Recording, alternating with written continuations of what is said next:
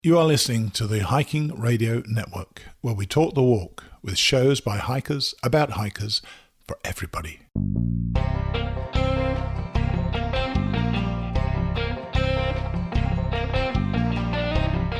This is the Hammock Hangers Podcast, where we hang out and talk about everything from hammocks and hammock camping to the group hangs from around the country.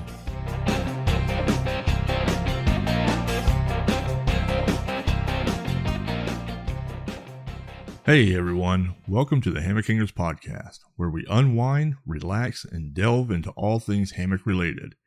Join us as we swing into the world of hammocks, exploring tips and tricks for setting up that perfect hang, sharing stories of outdoor adventures, and discovering the latest trends in hammock camping and relaxation. Whether you're a seasoned hammocker or new to the art of hanging, this podcast is your cozy corner to kick back, escape the hustle and bustle of everyday life, and soak in the soothing atmosphere of the hammock culture. Prepare to be inspired, educated, and entertained as we embrace the hammock lifestyle together. So grab your favorite hammock, find that perfect spot to hang, and let's embark on a hammock-filled journey that will leave you feeling refreshed, rejuvenated, and ready to take on the world. This is the Hammock Hangers Podcast, where every episode is a breath of fresh air. Let's get started.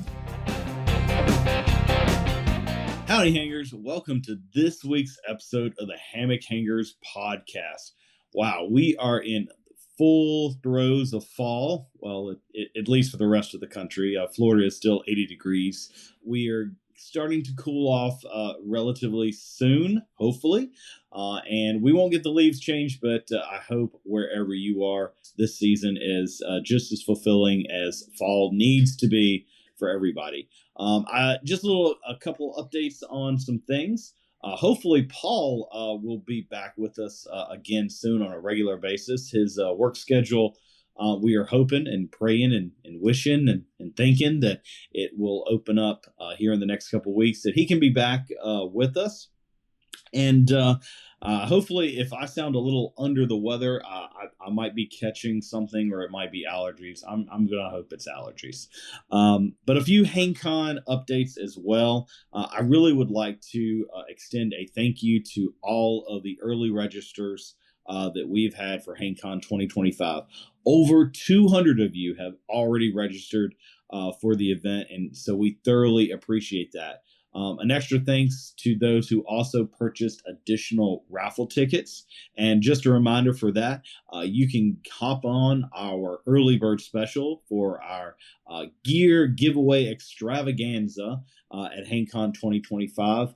And you can get 6 tickets for $20 or 40 tickets for $100. And this sale is going to run all the way through into New Year's night at midnight on December 31st. We have started releasing some information on our vendors that will be attending next year, as well as some of our super special VIPs that will be coming.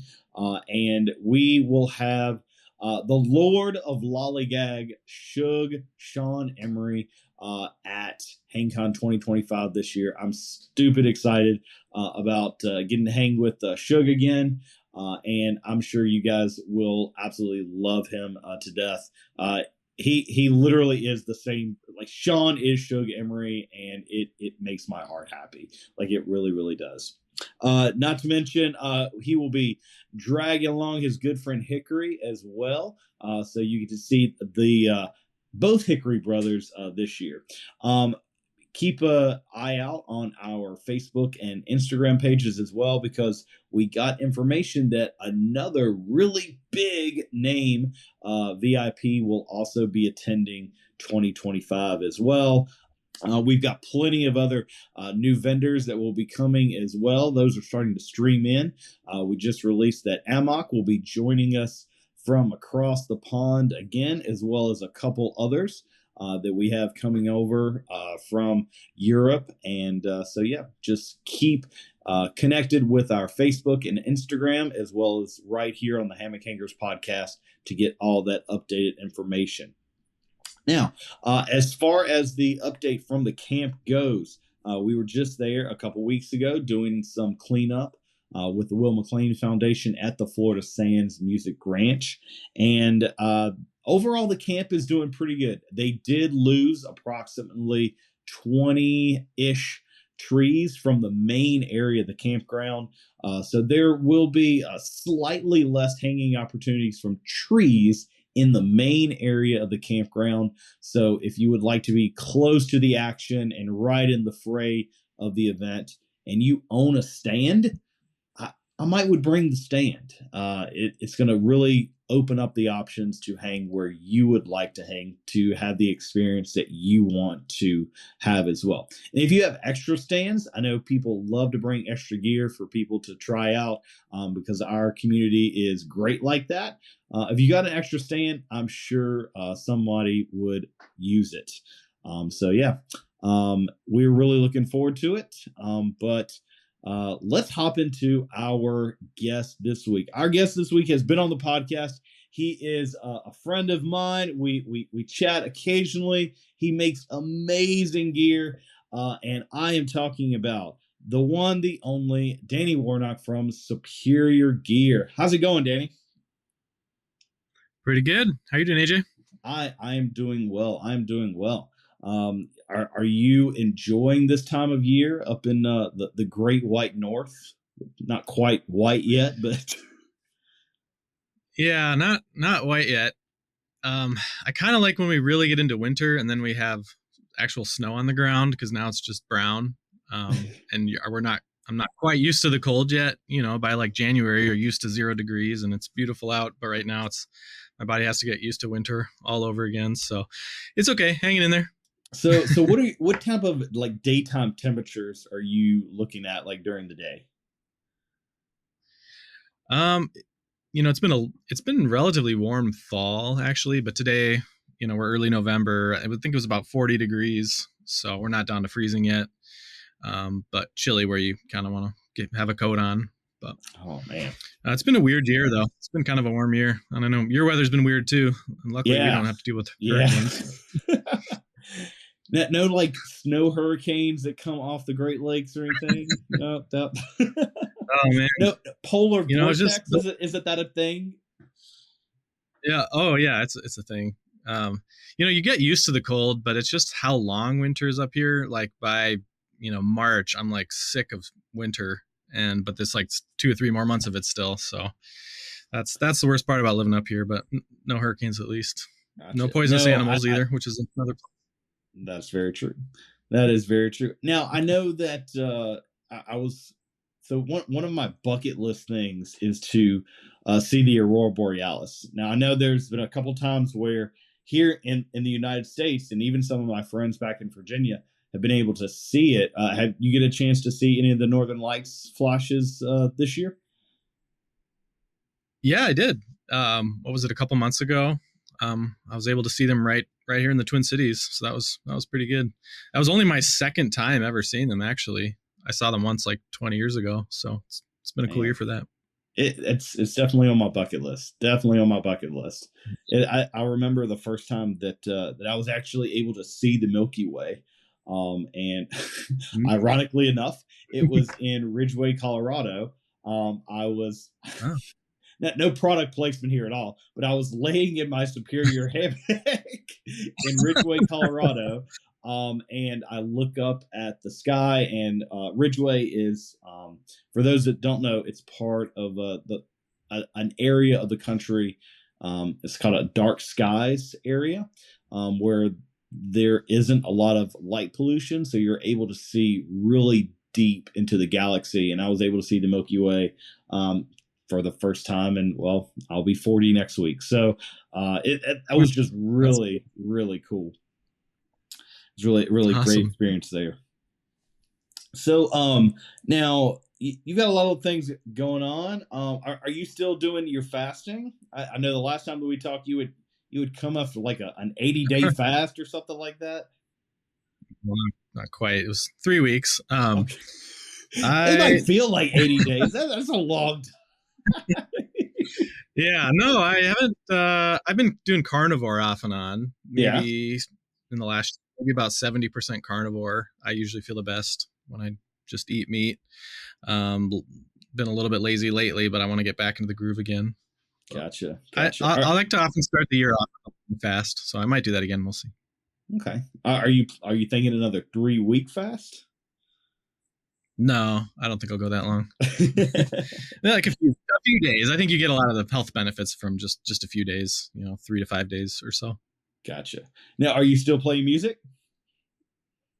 I do. Yeah. I play a lot of music. A lot of music at my church on the weekends and for youth group in the middle of the week. And then I also play dueling piano bars, if you ever heard of that. My brother-in-law is a dueling pianist. He literally knows like thousands of songs, and so I'll drum with him doing that. So yeah, I do a few of those gigs every year, which is a lot of fun. Yeah, those dueling pianos, we have a kind of a bar like that in Orlando. I forget what exactly it's called, but just the music recall of some of those musicians is just astronomical. Like they'll just like pull random songs, like some random tune from like the 20s. Or like, oh yeah, I know that, and they'll just kind of jump right into it. It just kind of blows my mind just having that recall. Yeah, it's crazy. Yeah. So that's crazy. So getting into your hammock. So for those of you who don't know, Superior Gear offers a really great hammock, and you guys are really known for your insulated hammocks. So hammocks that come with an integrated underquilt. That's what the word that I was looking for. So you don't have to fiddle with attaching lines and adjusting. You just set it and your butt stays warm. A really cool concept. Yeah. Or actually a really warm concept in that. So I bought my first Superior Gear hammock about 2 or 3 years ago, and I absolutely fell in love with it. However, I did not know what I did not know at the time. And so I bought my Superior Gear, a 10-foot, because I just wanted to try, a 10-foot hammock. And, you had made I remember a conversation we had, and you're like, oh yeah, my 10-foot feels just as good as like an 11-foot. I was like, well, I'll try that. So I ended up buying one, and I really did fall in love with it. I bought it without a net because I had a bunch of, extra Franke bug nets and summer socks and stuff here at the house. I was like, I don't need the attached bug net. I've got something that I can throw on. And so I hung with it and used it quite a bit for about a year. I really liked taking it when we would travel and stay at Airbnbs.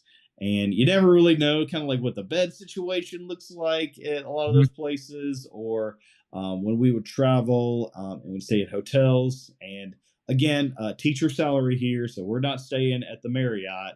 We're staying Howard Johnson maybe. So definitely not a huge fan of sleeping on those beds.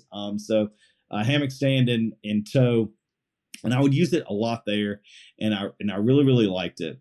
And I would use it, and I used it quite a bit when we went out to Colorado a couple years ago. And then earlier this year, I said, hey, I want to try an 11-foot. And I borrowed one of Barry Garibaldi's, or Cajun, for those of you who don't know, one of his, and I set it up, and his had the attached bug net. And I was like, oh, okay. It's like, and I set it up, and I was like, oh, this hammock needs a lot more sag, because normally I add like my Warbonnet XLC, my Chameleons, all of those. I have added additional sag to them to make them feel best for me. So, but when I tried to do that with my Superior, it didn't work out so well. It made the bug net just not fit, and it confuzzled me, because I said, what is going on here? Like this should not be. It's more sag. It should be less tense. And I don't know, maybe I'm doing something wrong. So I'm messaging Barry, and it's like, hey, is this the right thing? Like, what am I doing wrong? And he couldn't figure it out because we were just over the phone. But I finally got my hands on an 11-foot Superior that we'll talk about here in a little bit. your Voyager hammock, which is essentially the same as your regular, except with a synthetic insulation. And I tried it. Yep. And I will say, for those of you that are considering a superior gear, which I really encourage you to try one out if you have not at a hang. Danny, your hammock is the only hammock that I've ever had to add length to the ridgeline. But when I did, I found that sweet spot. So you are awesome. Your hammock is the one and only one that less sag is actually really where the action is. But I will say I do love Danny's products. They're really well made.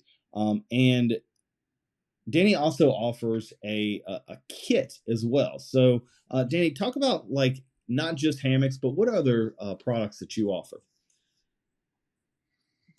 Yeah, well, from the beginning, I always wanted to have a complete hammock system, and I've always been kind of targeting newbies to have the best experience possible, and so we've always had a top quilt option, and the hammock with the built-in underquilt, and we've had a great shelter tarp, and then we've kind of built onto the system around there. Oh, we have our own suspension system.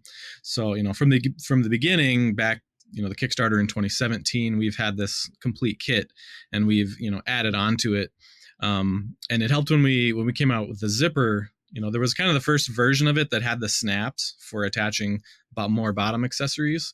And then a few years ago, we added zippers to the hammock. So now there's a whole set of top accessories that you can add on. And actually, we did add a full top cover and a half top cover this year that use that zipper system. But yeah, we've got the whole system. So we truly have a 4-season setup with our system. So I don't know what part you want to get into. There's obviously your top insulation and the shelter and the suspension, and we do offer all that. I don't know where you want me to start.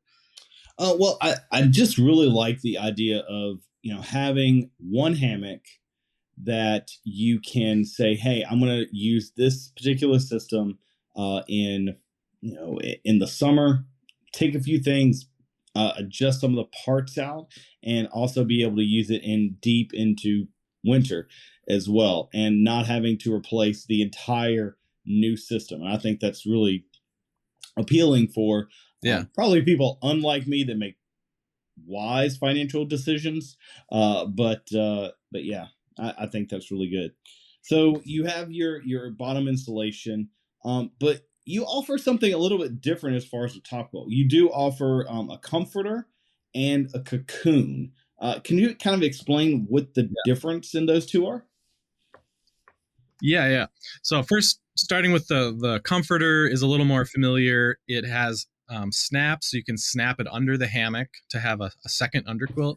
And with those snaps, it's not going to slide around. So it actually solves a lot of the problems of traditional underquilts because of the snap system. So there's still no cold drafts, no sliding around. You set it and forget it. So that's the comforter in bottom quilt mode. But then you can cinch up the bottom into a foot box, and there's even a little pillow to block the hole. And now you've got a really nice top quilt. And that's literally like the only top quilt that I use year round is our comforter.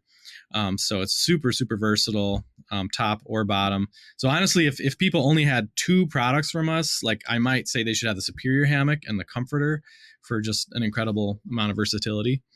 But the cocoon is purely a top quilt, but it's unique in that it zips onto the hammock, and rather than creating like a tight, lock around your feet, or what do you call it?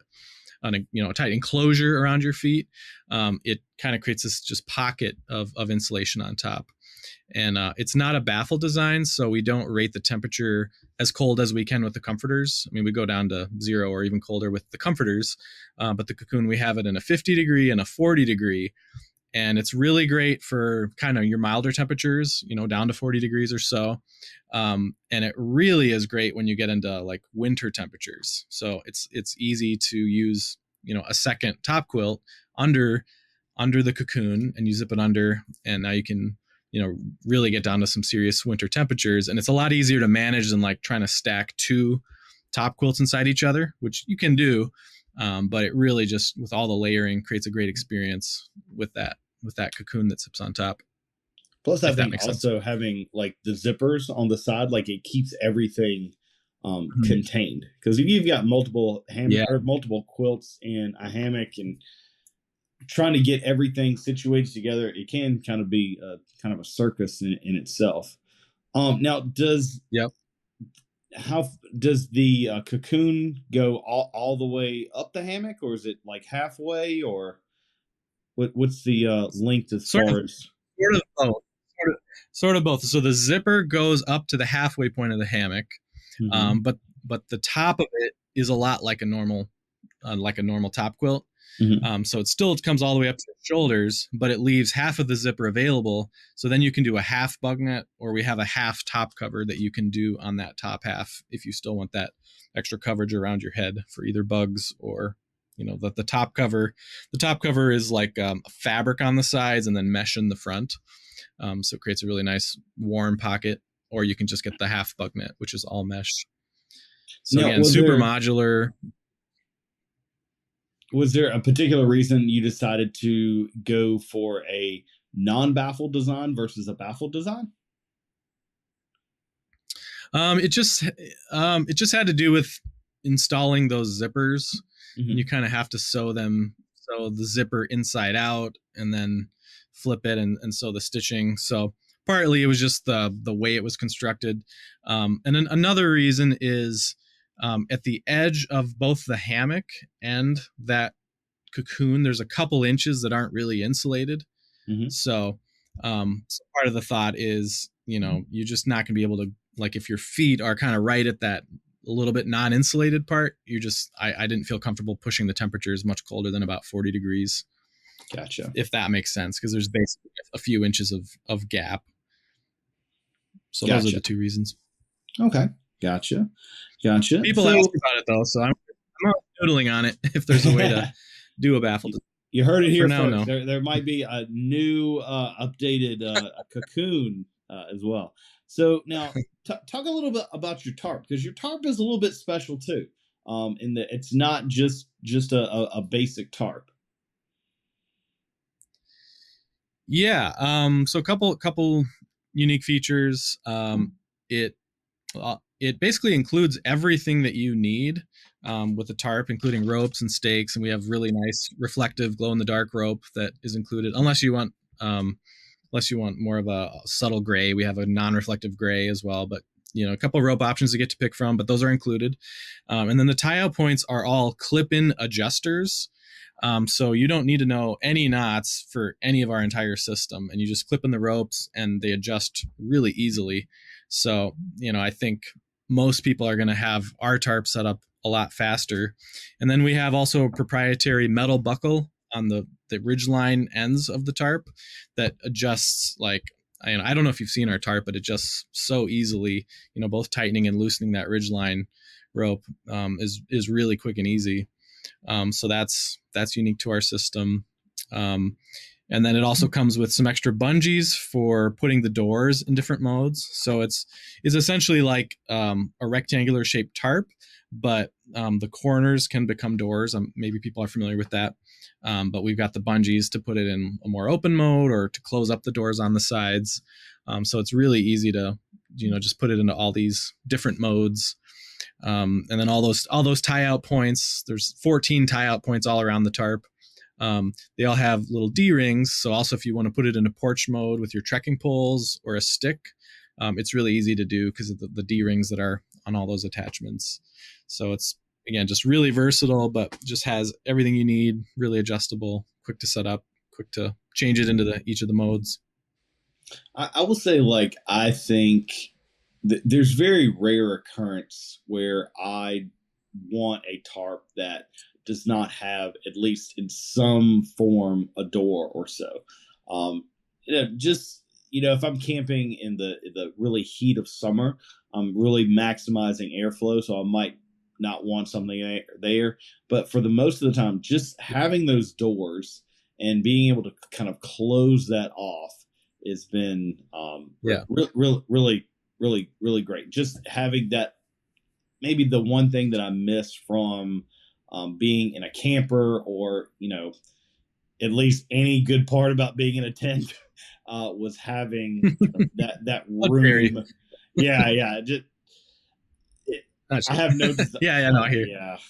I haven't done this yet, but I have acquired a tent that I have promised Paul to kind of make our own video on, comparing hammock camping and tent camping, because I see a lot of the videos that that compare the hammock camping to tent camping experience, and they're slightly biased. Like, they have this Sure. $500 DCF backpacking tent, and then they have some cheap Amazon 9-foot hammock, and he goes like, "Oh, this tent is so much better." Like, well, you're comparing potatoes to Cadillacs. Like, this is not an apples to apples comparison. Right. So I kind of wanted to go the other way. So I haven't like brought myself to say, I kind of know how I'm going to sleep, and I'm just really not looking forward to that aspect of it. Yeah. So now your newest product, the newest launch, that's been out for about a month and a half or so. Is that correct? The Voyager? Yeah, the Voyager. A few months now. I think late spring is when we launched it. Okay. Yep. So the Voyager hammock is the newest addition to the Superior catalog of hammocks. And what makes the Voyager different from your other options? The basic difference is, instead of goose or duck down insulation, it's synthetic insulation.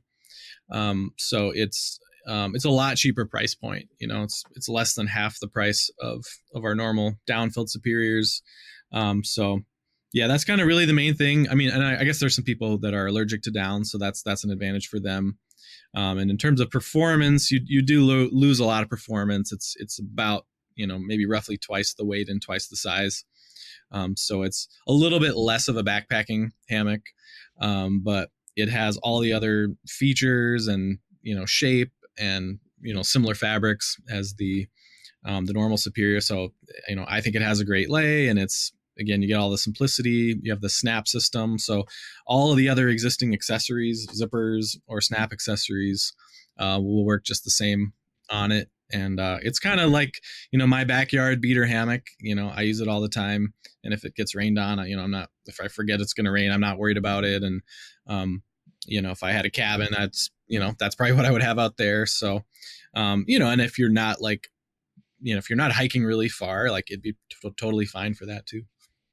Yeah. So I took mine to the Palmetto State Fall Sprawl this year with the intention of letting a buddy of mine use it that was allergic to down. And so I was excited. It's like, oh, I've got a piece of gear you can totally do. He was completely new to hammock camping. I said, hey, I've got this really quality piece of gear.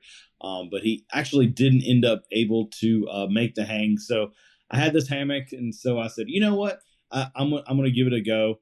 And I adjusted the ridgeline like it should. So it was not tight. And I got to say, I was super impressed. Awesome. I've had hit and miss experiences with synthetic down insulation. I have a New River underquilt from Airhead Equipment that I bought. Gosh, it's probably been close to 8 years now, maybe longer. And I've taken that well down into the 20s and been perfectly warm as well. On the flip side, I've have some another synthetic insulation from other manufacturers, some that are no longer out, that no matter what I did, no matter what lofting that I tried, I would always get in some form, some type of cold spots. Just because synthetic down doesn't loft in the exact same way that that down does, but I have the 40 degree, and it got below 40 at the camp out one night, and I didn't feel a single bit of cold drafts in any way, and I toss and turn quite a bit as well. That is one thing that I'll say about the Superior gear. You have the entire hammock is insulated. I mean, that it's more of a symmetrical underquilt, so it doesn't matter. Your insulation is not lay dependent, correct? Yeah. Yep. So I could be foot left, right. Foot right, head left, head right, or I can change here, there, everywhere throughout the night, which sometimes I end up doing. And I stayed warm the entire trip, and it really was great. Awesome. So I will say, like, I have to agree with you. It definitely packs down significantly larger than my regular Superior gear, but yeah, I don't know if it would be out of the question taking it backpacking per se. It's kind of bulky. But for car camping, like when we go on our road trips and things out west, it's no smaller than the couple of camp blankets and stuff like that we take for the kids. And I'm really trying to encourage my kids, and maybe my wife a little bit more too, to do hammock specific trips as well. And it is perfect as far as car camping goes and the size. And gosh, you can't beat the price. Yeah, you really can't. So like $200 for kind of a complete setup. Like, gosh, it really is a great deal for those of you that are looking for a very quality piece of gear that's, going to give you not just the hammock, but it's going to give you the bottom insulation, and it comes with a net that you don't have to buy separate as well. So one of the things that I kind of wanted to talk about and kind of go over is I'm going to hop on your website here, and hopefully this can work. And I'm going to go through as if I was a new person and said, hey, I've heard a lot about the Superior gear hammock, and I'm going to look and see if possibly ordering one. And we're going to talk about through some of the options that a new person that's completely new to ordering hammocks might ask.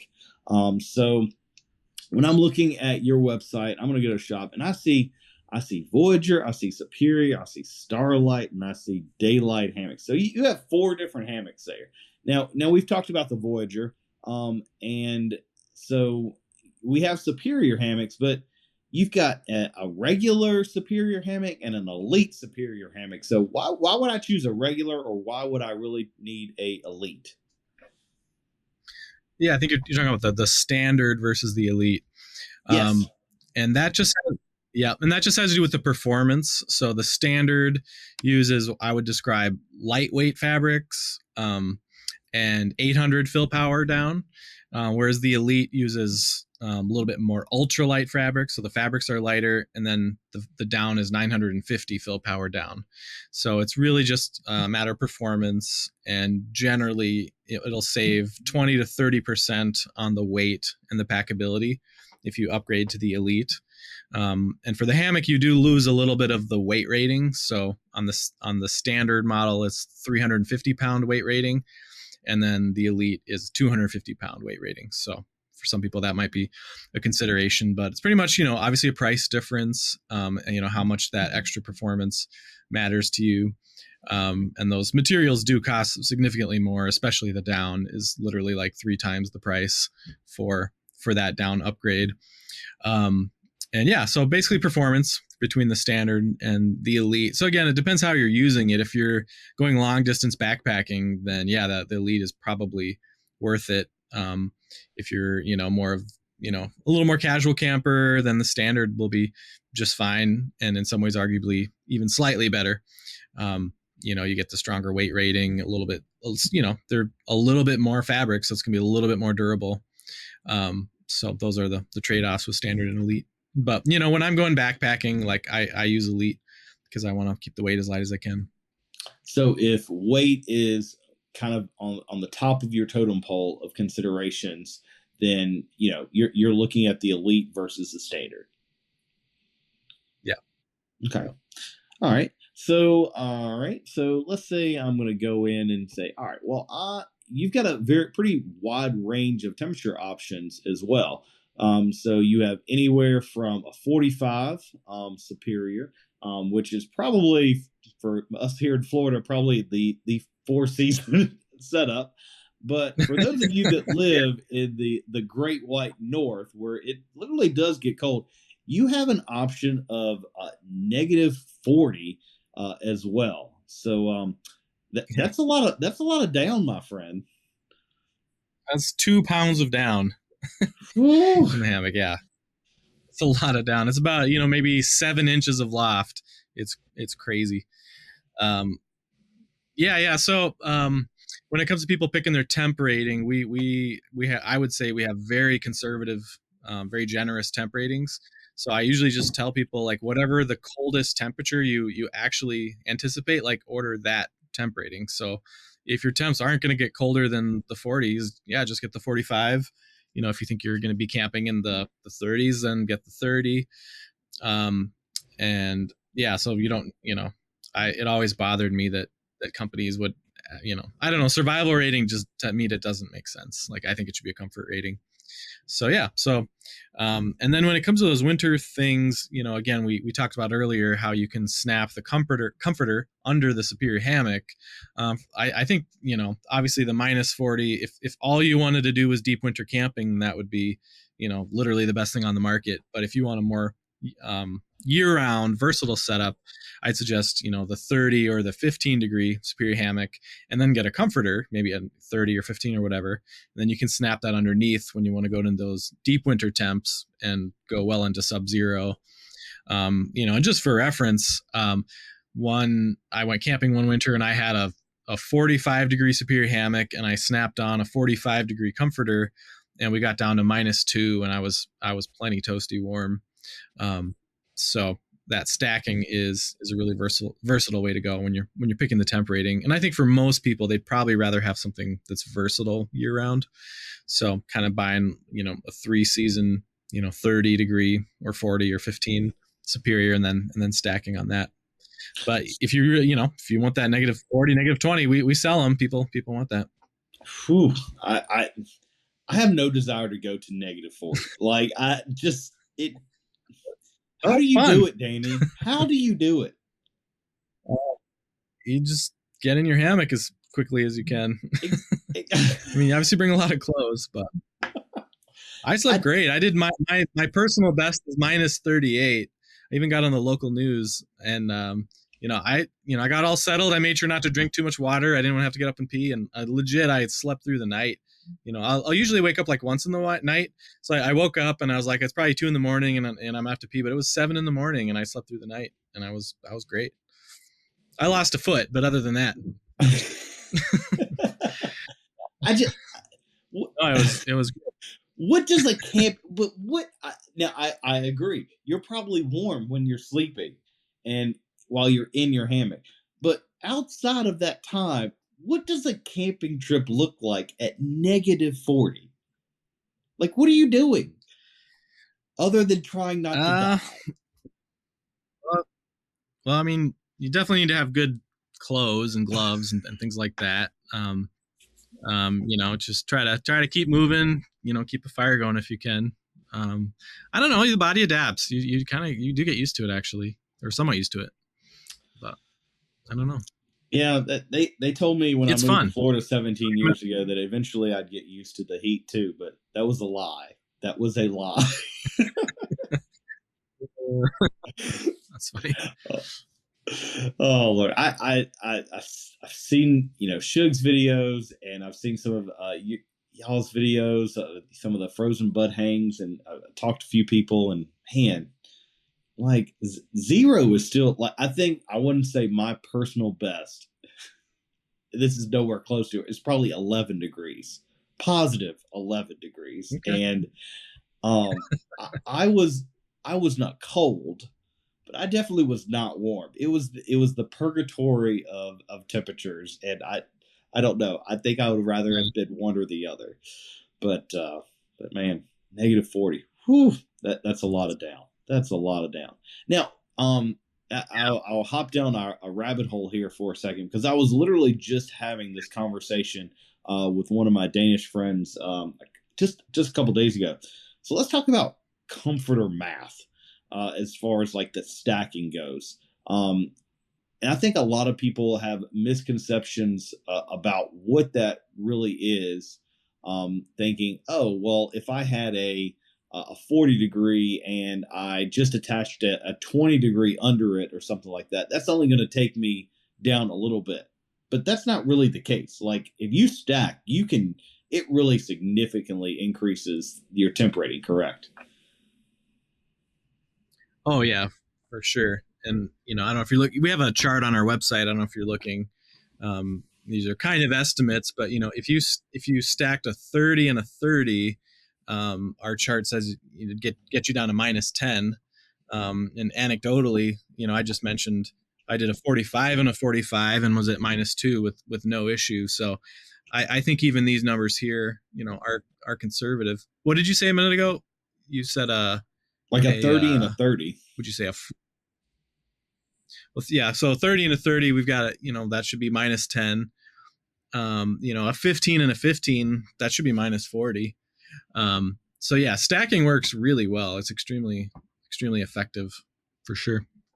And that's something that you can not just do with an underquilt, but you can do it with a top quilt as well for those that are interested in going to these freakishly low temperatures without spending the extra money for another complete setup. Stacking is totally doable, and especially with yours, because you've got the zippers and the buttons or the snaps to make that a really seamless transition. So, all right. So I'm looking here. So let's say, all right, I'm looking at the 30 here. Your all camo one that's limited here for a second. So now, if I'm getting your hammock, the hammock itself without any other options. It includes the hammock, the insulated, the insulation, obviously, because it's integrated. It already comes with an attached bug net. Is the bug net removable? Correct? Yeah. Yep, it's removable. And if you wanted to swap it out for our full top cover or our half bug net or our half top cover, those are all other accessory options as well. Also, the hammock comes with I was just gonna say the hammock comes with an adjustable ridge line as well, so that's built into the hammock, but you can adjust it like you were talking about earlier. Just don't adjust it too much, because it needs a lot of. It doesn't need a lot of sag, people. It needs definitely a stretchier, flatter hang, so you can get a flatter lay. But yeah. Yeah. And it comes at the very least, I would. Go ahead. So I was just gonna say, at the very least, try out our default sag first and see how you like it. And some people still do adjust it and go to a deeper sag, but at least just try the default and see how you like it, because the bug net is kind of optimized for that little bit shallower lay. I can guarantee you I did not follow that. I came by default. I know what's best. I do what I want. And then I was like, oh, I am significantly wrong here. Now, some little odd thing that you do that I think is like really cool, that's kind of different than a lot of other manufacturers. Let's just talk about your stuff sack. So your stuff sack is not just any like double-ended stuff sack. Yeah, it's got an extra outer pocket for straps, so you can keep your hammock clean and not get dirt and sap on your hammock itself. So that's a nice little feature. And then it's got kind of hooks, or it's got little ribbon loops also on the sides, and those come with mini beaners. And then when you take it out, you just hang it on your ridgeline, and you've got some built-in storage for no extra weight if you needed to have a stuff sack anyway. So that's kind of, that's unique to us, I think. Yeah. So I think a lot of things that people kind of, I don't know, that huff and puff about, hammock camping versus the tents, like, oh, well, there's no storage. There's nowhere for me to put, my stuff. But the stuff sack, I've put clothes in it. I've put, pillows or extra, quilt. There's a lot that you can fit in that stuff sack. Now, what I did with mine, I attached the loops to some Prussics, so I can just kind of push it and it kind of stays at one end of the hammock. But it's a really good feature to make one piece of gear not a single use item, that it really can be used for multiple things. And so I always like that aspect of your stuff sacks as well. And it also comes with a lofting storage bag as well. Yeah. Yep. Yeah, those are handy for sure. Oh, absolutely. Absolutely. So now all of that comes right out of a package, and then you get into your suspension. So you've got 4 suspension options. No suspension if you already have something that you're kind of married to. You have the quick loops that are about 17 ounces. They have a 350-pound weight rating. You have your superior suspension system, which I can personally vouch for, that it is really, really nice. And that's also rated for 350 pounds at only a 7 ounce. And you also have your elite suspension sling as an option as well, with that one having a 250-pound rating. So out of those options, with the exception of no suspension, because that's for the special people that know what they like and have their own. Why would I choose the quick loops, your superior suspension system, or the elite suspension system over the other? Yeah, I think the quick loops, probably price, it would be the main reason to choose that. So it's, call it like the daisy chain style suspension, and that comes with, carabiners to clip into the end loop of the hammock. And those are fine. But again, that's, if you're just price conscious, might go with that. For most people, I would point them toward the superior suspension system that you mentioned. It's just really strong. It's really easy to adjust. They're 15 feet long pair, and tightening is crazy easy. You just pull on the strap and it tightens, and to loosen is also pretty easy as well. You just kind of point the adjuster piece at the tree and kind of ratchet it, and then it loosens right up. That was one of my kind of pet peeves with all the buckles I had tried on the market, were pretty hard to loosen once they'd been tightened. So I think our design solved that pretty well. I recommend that for most people as well. I think your buckles are probably the most easy to adjust buckle suspension that I have tried. And like you said, there are other buckle suspensions on the market. I remember my very first XLC that I bought had like the cinch buckles and the like old triangle ones, and they were, I was not a fan. But I will say that my experience has been with yours. It is super easy to adjust and set up. So I really, if I was, my personal preference is I would go for the superior suspension system. Yeah. Yep. And the elite sling is quite a bit lighter. It's, a few ounces lighter than that. And that is basically like a whoopee sling. It's like 4 or 6 feet of strap, like 1-inch strap to be easy on the tree. And then like another 6-foot section of whoopee sling, where the rope kind of feeds through itself in a tension, like those finger trap things, if you know what I'm talking about. And then there's a titanium buckle on that. So that one is saves weight for sure. So if you're again just trying to save every little bit of weight you can, you would go with that one. But even me, when I'm like ultralight backpacking, I'll usually end up just bringing the superior suspension buckle, just because it's just that much easier to set up and adjust. I think for me, one of the things that I like about just buckle systems in general is it provides a lot of adjustability from depending on what your hang situation is. Sometimes you need your trees are very, very close together, so you don't have a lot of leeway in the distance from your hammock to the tree. That was one of the things that I kind of moved away from using whoopee slings. There was like this gap that I had to account for, and there was just some situations where it's like, gosh, I don't have any leeway. Like I almost need to go right to the tree almost. And a buckle system allows that to work. So, yeah, for sure.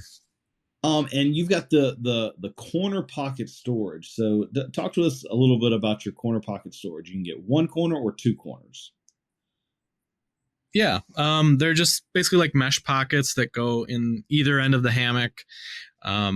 Nothing super crazy, but it's really handy. I like to tuck up my pillow, or if I've got down booties or pair of socks. It's just really nice to tuck it up there behind my head. I'll usually just use the one behind my head, but if you want both ends, you can also get one for the foot end. So gotcha. I would recommend that for most people. I think it's pretty handy. Yeah, you never know that you need storage until you need storage. When you get in, like, gosh, I really wish I had a place to put, my hat, or like for me, I never have a place to put my glasses. I'll hang up on my ridgeline, but the down jacket that I've been wearing all day that I just need to like get out of, and so it's like, oh well, where am I going to put this? I don't necessarily want to like sleep with just this extra thing. I just want it out of the way and just have that kind of loft that I can just throw stuff up there and catch all the little random things that my ADHD brain kind of brings on a trip. So, yeah, for sure. And then you have the option for glow zipper pulls as well. Yeah, those are fun. I like putting those on my hammock because there's 8 different zippers on our system that you might like. Each side of the zipper has like an inside pull and an outside pull. So that's why those come in a pack of 8. So yeah, those are cool. Glow in the dark. A little easier to see at night where all your zippers are. Yeah. Yeah. So one of the things that I think is really important for me is just I've learned my personal preference. I love the fact that with an attached bug net, I can get out of either side of the hammock. Because again, depending on where you're setting up and the camp setup, it's easier to get out one side versus the other. And to have that ability, it is a little bit of an extra weight to have zippers on both sides of the hammock, but it's a necessary weight sacrifice that I will make just for ease of use. Yeah. So. Sure. All right, so I've got my hammock that I'm buying, and so we've talked about the comforter and the cocoon as well. Me personally, I really love the usability of the comforter, knowing that I can use it to kind of up my system if I need to, or I can just also throw it in to use as a top quilt as well. Now, the thing about your tarps, we talked about your tarps earlier as well. And I hope I'm not wrong by saying this, but I mean, it's been known to happen. You offer 2 different lengths of tarp. You offer a 12, and just as a default ready to order model, you also offer a 14 as well. So really generous size tarp offerings.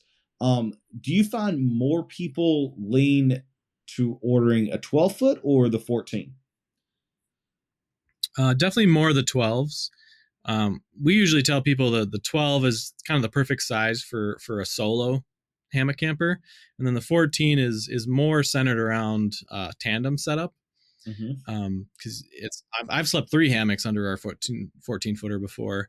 Another cool thing about our suspension system is you can take 5 of our straps and 5 of our buckles with an extra carabiner, which we also have. We call it the tandem suspension, and to set up 2 hammocks under one tarp, which when I'm with my wife or my kids, they like to be next to me. You basically set 2 hammocks right next to each other on the same tree. And then you just need one more tree to the side, and it doesn't really matter the exact angle. And you just connect to the carabiner to that side tree, and you pull out one of the straps to create an angle. I don't know if it's hard to explain without showing it.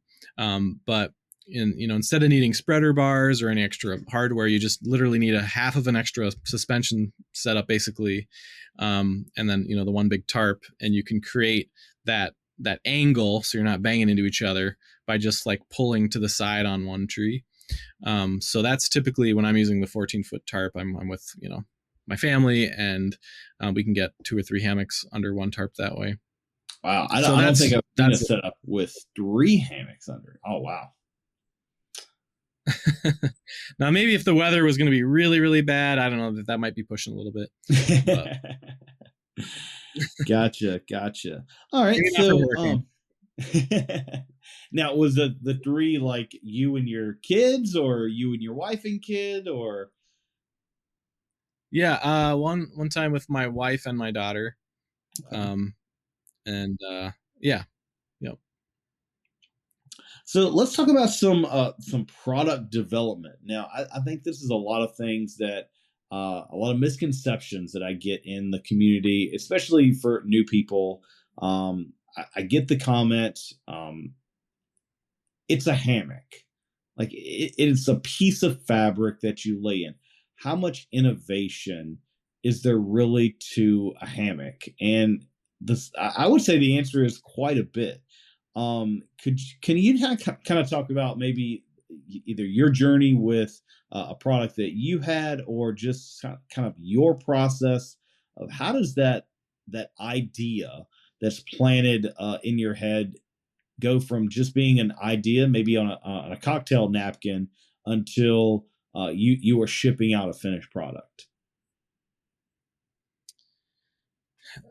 Yeah, for me, from the very beginning, when I was getting into hammock camping, kind of looking at the systems that were out there, and I did your typical, use like the Eno, just a generic The Eno gateway hammock drug. with my pad and my sleeping bag, and I was like, well, I like this more than a tent, but like my shoulders are still cold, and it's like really hard to stay on the pad, and I hate blowing up the pad. And so I learned about underquilts, and I just saw that like people were just having all these problems with underquilts, so I just went straight to like, why doesn't anyone just make the underquilt in the hammock? Like nobody's doing that, and it didn't make sense to me. To me, it seemed really obvious. Like I didn't think it was some brilliant insight. I was like, that just makes sense.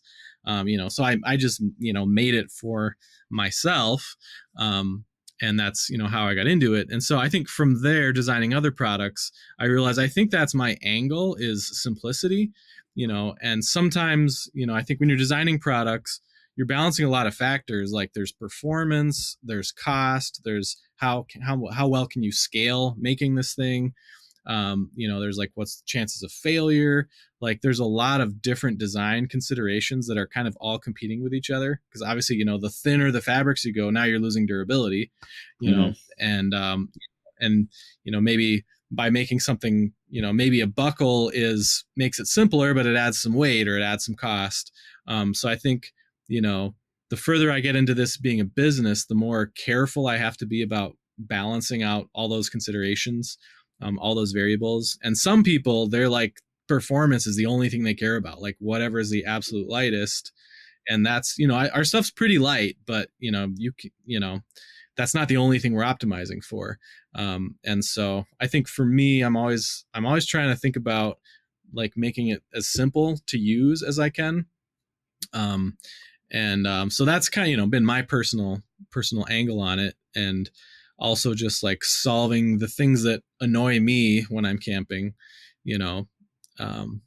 So I don't know, that's part of my process and how I think about it. And it's different now having a business than, you know, before just making it for myself, where it didn't matter how ugly my stitching was or how long it took me to make it. Now I have to think about how long does it take to make this thing, and, you know, what are the chances of it failing? Because, you know, if I made it myself, I can fix it myself. But if it's a product out there in the wild and we're, you know, that's a risk to us if it's going to have a problem, and we got to take care of it down the road. So just a lot of different things that I have to balance now. What was the conversation that maybe you had with yourself going from being a DIYer to being someone that is selling my arts and crafts? Like I am going to become a producer in an official capacity. Like what was that transition like? Was that an easy transition, or was it a scary, or is exciting? What was that journey like? When I made the first one, I never imagined it becoming a business. You know, I made like a 30-degree one, but it had a couple like issues. And I was like, I want to make another one and fix like getting the amount of stretch on the bottom just right. Was like, it wasn't quite there. And that's another thing about making products is almost no matter what, when you design it on paper, and I think I'm relatively good at picturing how well something has worked, but it's still never 100%. Like you still have to physically make one, and you're like, oh, I needed to make this bigger or this smaller, or this angle's not quite right. Like you always have to make usually several iterations to get it right. Sometimes, you know, a dozen times to get it right. And so that can be frustrating, because in my head, I'm like, it seems perfect. And then you make it and it's never perfect. But anyway, I made the first one and it was like 80% there. And then I was like, I want to make one more. This time I'll make a winter one and I'll solve that stretching issue. And also figured out that hammocks were too short, so I should make it longer than that. And so my second one was a winter one, and I kind of, you know, maybe got like 95% of it of where I wanted it to be. And I was really proud of that one. And that one I had taken down to like -20. That was, you know, really, that was a great one. And by then I was just kind of showing it to people, and they're like, this is really cool. Like, and or people would be like, you know, would you sell that? And I was like, no, I'm not selling it. It took me forever to make it. And I just got the sense of like people were genuinely interested in like this was something that was unique. You know, this is like literally 10 years ago. Actually, made a video recently about like how I made the first one 10 years ago this fall. So it was just seeing people's reactions, because I was happy just making a thing for myself, and I thought that'd be the end of it. But just seeing the level of interest of other people got me thinking, maybe there's something here. And so this was, yeah. So then I just called up the only entrepreneur that I knew, and he started asking me questions, you know, like, well, what are other products? And, you know, just trying to learn about like, what is the hammock market like, and got me thinking about it in terms of potentially being a business. So it's kind of a gradual process. And then after a while, I was like, I think maybe I should go for this. Like, you know, maybe this is my $1 million idea. And so it's, you know, I just finally decided, I think I'm going to go for it. But it was really a process of 2 or 3 years, going from just making a thing for myself to, I think I want to like put everything I have into seeing if I can make this work, make it into a successful business. Gotcha. So about the hammock, how do you feel the hammock industry, or just the hammock camping world, is different now than it was 10 years ago? I think, there's definitely been some good innovations. I think there are a lot more user-friendly products now. You know, I'd like to think I've played some role in showing why that matters, and why, you know, why at least for a lot of people, a built-in underquilt, you know, saves a lot of hassles. And now there's a couple other brands out there that are doing that. And there's been some along the way that have kind of come and gone. But yeah, I think simplicity. I think there's just some good products. There's other parts of the industry that have evolved in some cool ways. You know, hammock stands and you know, other accessories. You know, hanging a phone, stuff that we don't do. But I think overall there's been a lot of innovation and a lot of creative people. And I think what is cool about hammocks, joked about it's just a piece of fabric. Well, what is cool is it makes it a lot more accessible for just anybody with a sewing machine, an idea to just try something. And so I think there's, compared to like if you're, I don't know, making, computers or something, there's a lot of other businesses like you need, millions of dollars of equipment just to make a prototype of something. But, with camping gear and hammock gear, you can just prototype something. And for some people, it turns into a business. Yeah. And I think, the basic concept of sewing, people maybe kind of like algebra, they get very intimidated with just the ideas like, oh, that's too complicated. Like, oh, I can't do that. But it really isn't the steepest learning curve that you would think. I remember when I kind of wanted to try my hand at sewing, and I was kind of just overwhelmed because the only experience that I had with a sewing machine was a 6-month home ec class in high school where I made this hideous pillow or that leaked, stuff everywhere. I started just looking on YouTube and like, oh, well, how does this work? And end up commandeering my wife's kind of floral pastel sewing machine. It was like, it's my my manly thread injector. And just kind of like going in and you're right, like it does really open up the doors for a lot of things, just to try things out. I would love to maybe next year, the next couple of years at HangCon, do kind of a basic sewing class where you make just a hammock chair. Like you can just get a small rectangle of fabric, sew some rolled hems on the side and kind of a bigger rolled hem on the end, throw a suspension on it. You've got a hammock chair, or, make it a little bit longer. You've got a hammock. It really isn't rocket science that people maybe assume that it is. However, I will pay someone to put a bug net on a hammock. I did that once and I'm good. There's definitely some things of sewing that I will happily pay someone to make tarps. I will pay someone to do quilts, and I will pay someone to do attach bug nets. I'll sew a hammock body all day, but other than that, I'm good.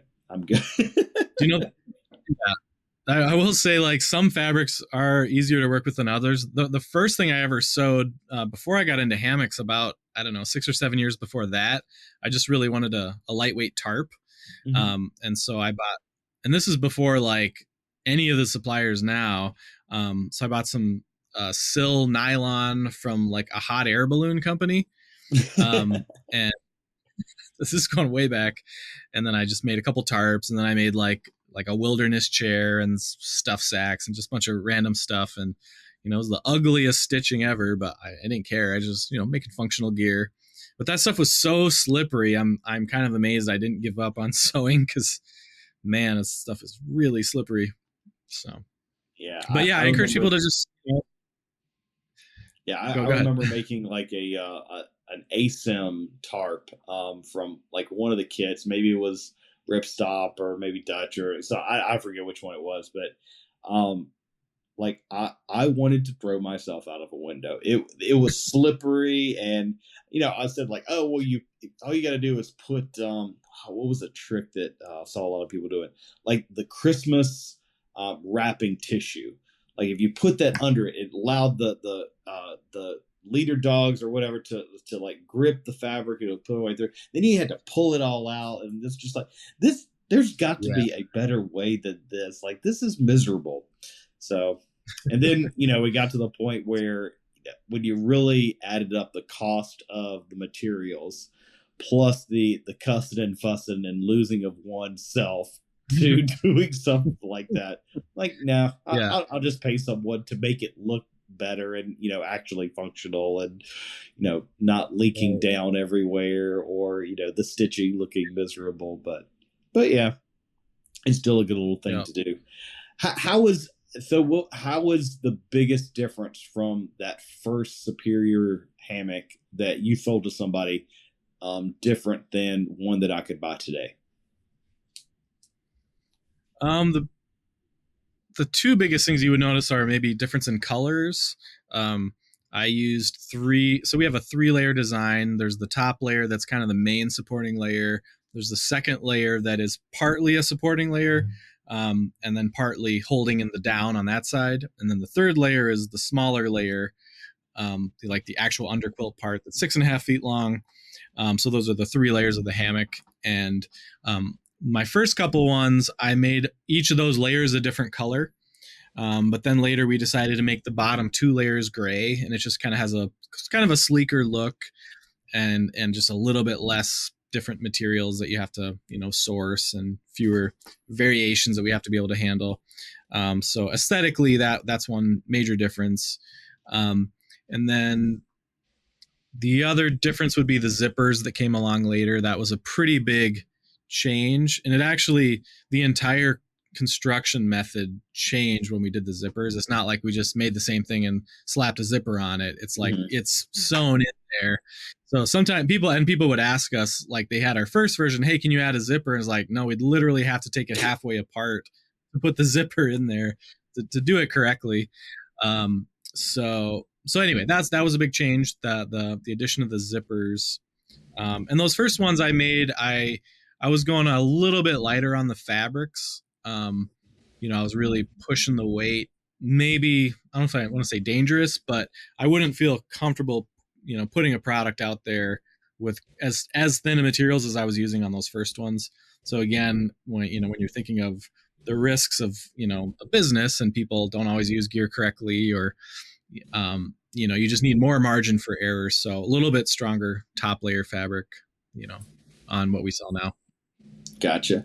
Any new products in development? I know you just released the Voyager this year, but any other brainchilds in the works? We did also release the top cover, the full top cover, and the half top cover. So that was also new this year. I know I mentioned those before. There's nothing that's immediately on the horizon. Might be working on, well, actually there is one thing. We're working on like a wool top cover layer for winter. So that's pretty close to being ready to go. So that would be a really cool winter camping product. Again, maybe you don't need that in Florida, but yeah, I think I might have to pass on that. But that I've often, when I go winter camping, I'll put a wool blanket on top. So that's one thing we're working on. And not super far down the road on this, but we might also do synthetic versions of our other products, the comforter and the cocoon. We might look at synthetic for that as well. Oh, awesome. Good deal. Well, one of the things that I kind of wanted to chat about before I let you go is I want to say, and you do your own photos for your website, correct? Yeah, almost all of them are me. Yep. So do you have like a training in photography? Because your pictures make me jealous of just where I live, and the fact that I want to be where you are camping.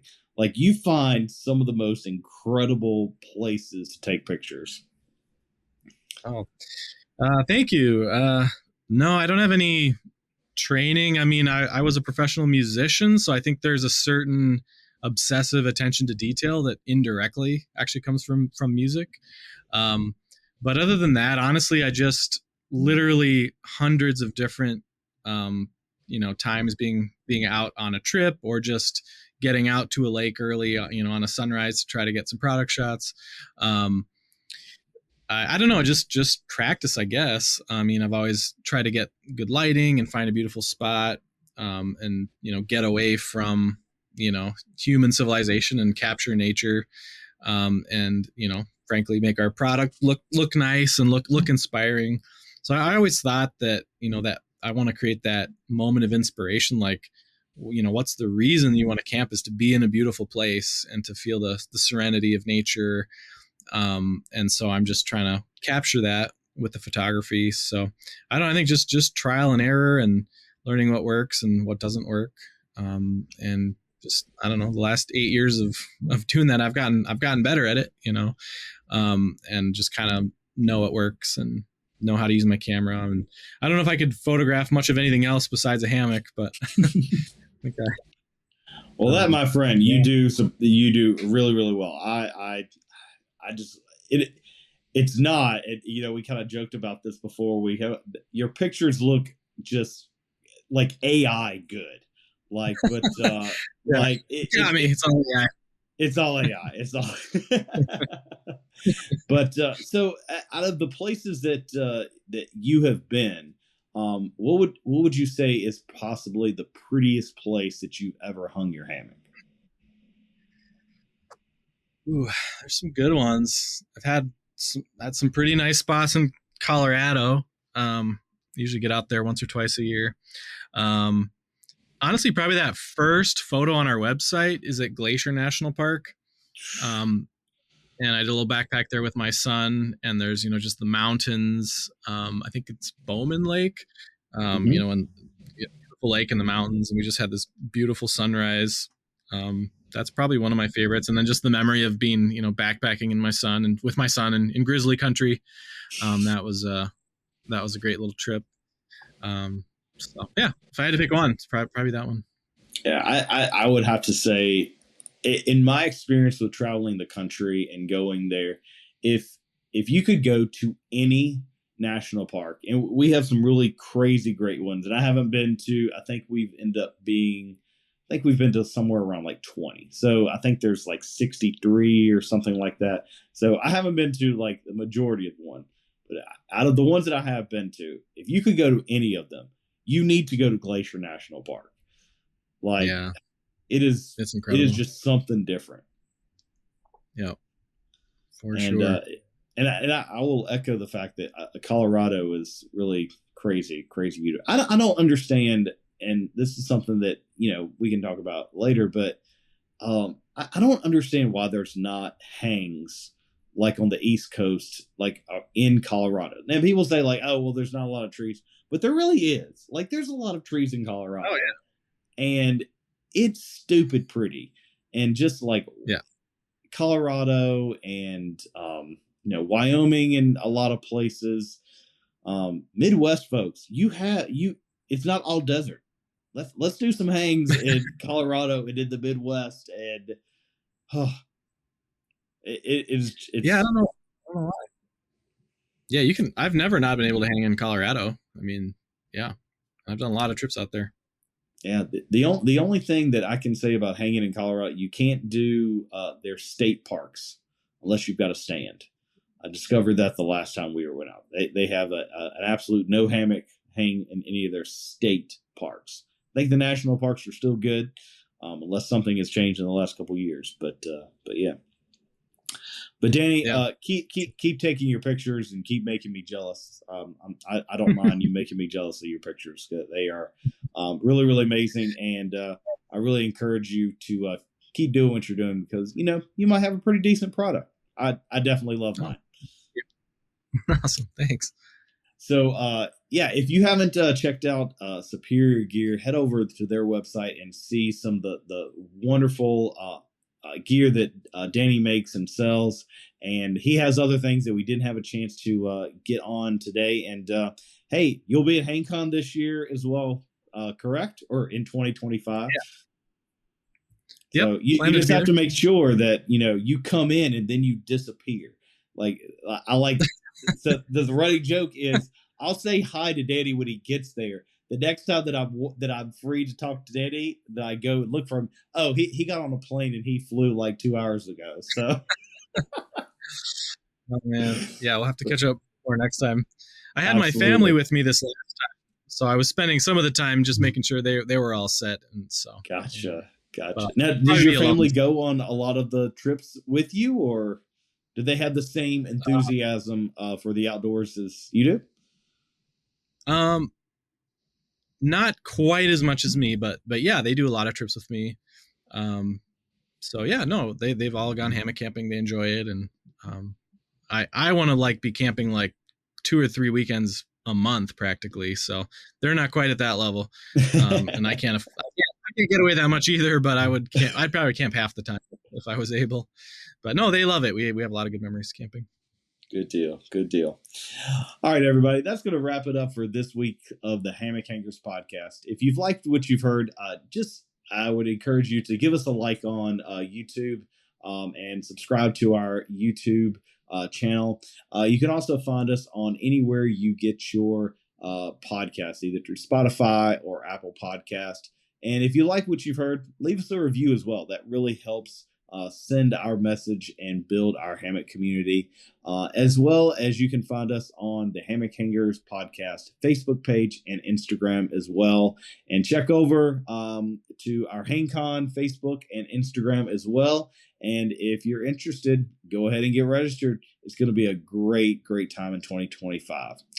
And with that, until next time, everybody, happy hanging. As we gently sway out of another Hammock Field episode, we want to thank you, our wonderful listeners, for hanging out with us on the Hammock Hangers Podcast.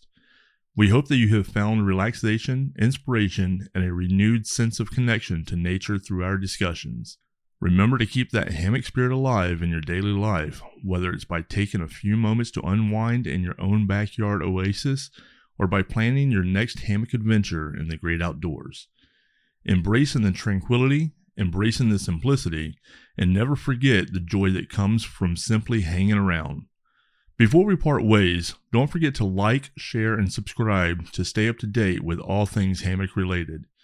You can find us on Facebook, Instagram, and YouTube. Just search for the Hammock Hangers Podcast.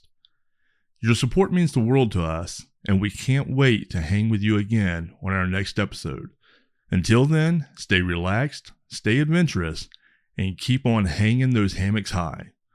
From all of us here at the Hammock Hangers Podcast, we wish you peaceful hangs and endless relaxation. Thank you for tuning in. Happy hanging, everyone.